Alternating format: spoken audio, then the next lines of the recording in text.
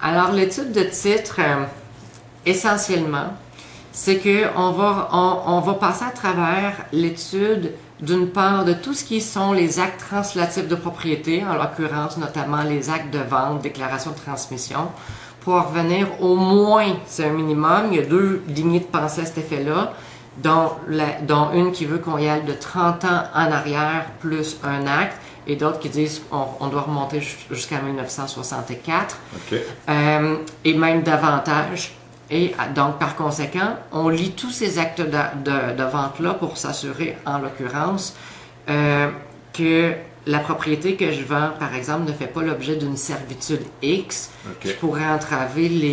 le but à laquelle ma propriété est destinée dans le cadre de mon actuelle vente. Pour m'assurer, évidemment, que ça c'est une base, que mon propriétaire actuel détient un titre de propriété parce qu'il l'a acheté de quelqu'un qui était réellement l'acheteur et ainsi de suite, et on remonte quasiment jusqu'au début du cadastre, façon de parler, selon les échéances dont j'ai parlé. Le certificat de localisation représente, on en a déjà parlé, nos lieux sur le terrain. Il fait partie de l'examen de titre et nous permet de voir si la bâtisse est conforme, si elle fait l'objet, par exemple, de vues illégales, si elle respecte la réglementation municipale en vigueur. Dans le cas d'une copropriété, on va également faire un examen de titre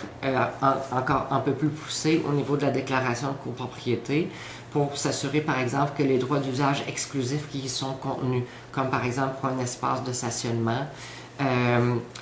ont été attribués à ce moment-là de façon spécifique à un lot cadastral, ou s'ils devaient l'être lors d'une première vente dans un immeuble, ça a été le cas et que j'ai une chaîne de titres qui se poursuit. Ça va bien au-delà de ce que je suis en train de dire, mais essentiellement, c'est revoir tous les titres qui sont publiés à l'index aux immeubles pour m'assurer que ce que je vends est clair. Et également, évidemment, que toutes les hypothèques ou charges ou balances de vente qui, en anglais, dirait des liens